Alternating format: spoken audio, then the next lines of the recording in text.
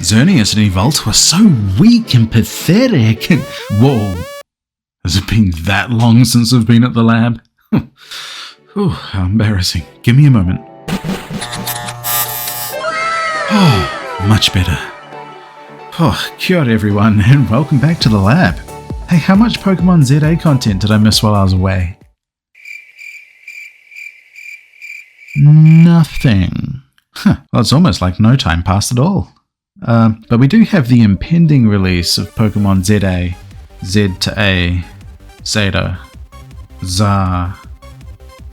Anyway, it's looming somewhere near the horizon, and as it appears to be set in the past, it made me wonder whether or not we'll see the true forms of Xerneas and Yveltal. Yeah, like the real ones, not these losers.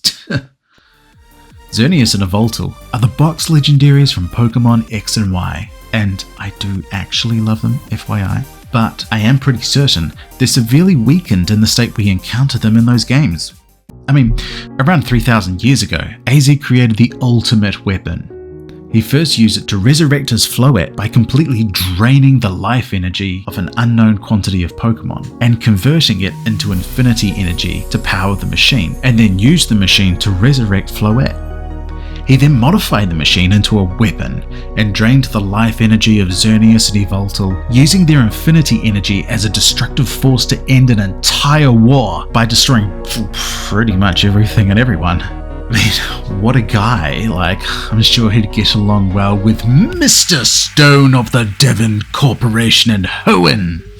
The Devon Corporation learned to harness this infinity energy after researching Mega Revolution and the ultimate weapon. They use this to power machinery such as the Submarine Explorer 1 and as fuel to launch rockets from the Moss Deep Space Center. Maybe there's some hidden motive there. Something more sinister they're developing. However, Xerneas and Yveltal were not drained to the point of non-existence like some of the other Pokemon were. Despite the immense drain on them, they survived, but they were drained of so much life energy that Xerneas transformed into a tree and Yveltal into a cocoon. They basically became vegetables at that point. On top of this, when the region was doused in the ultimate weapon's blast, it radiated through the region, infusing some things with extra infinity energy. Professor Sycamore believes that this infinity radiation fused with evolution stones to create the Mega Revolution stones that we know today. Now, we know evolution stones can cause some Pokemon to evolve by making them absorb an excess of infinity energy held within the stone. From what we know of Mega Revolution, the premise is the same, but the stone retains the power. It overdoses the Pokemon with an unnatural level of infinity energy, leading to incredibly bizarre and drastic physiological changes.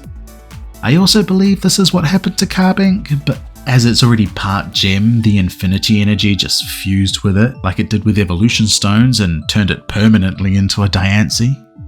Now, if a severe overdose of unintended infinity energy can cause a Pokemon to Mega Evolve, then the reverse should also be true.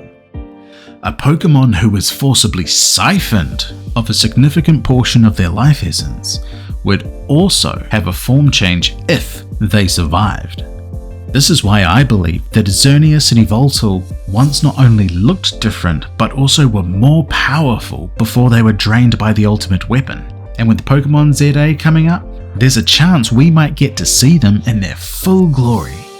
So here's my take. Origin Form Xerneas, a fairy and grass type. In its origin form, Xerneas channels the energy of life even more deeply. Its antlers now resemble a branching bowl, symbolizing the protective, caring nature of life. It spreads vitality to all living things, restoring balance wherever it goes. And Origin Form Yveltal, a dark and poison type.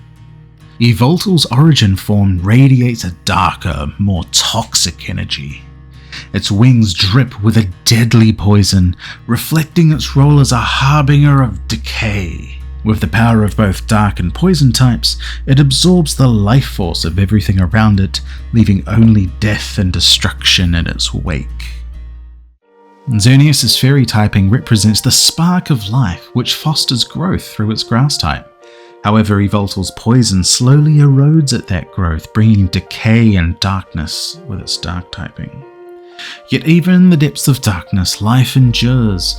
Xerneas' fairy energy emerges once again, restarting the cycle of rebirth. Life, decay, and renewal. A continuous, unbroken cycle. A balance even Zygarde would approve of. I'm excited to see what Pokemon ZA brings to us. What are you most excited for in these games, and what do you think of the Origin Form Xerneas and Origin Form Yveltal that I designed? It's great to be back, so until next time, have an amazing Pokemon journey.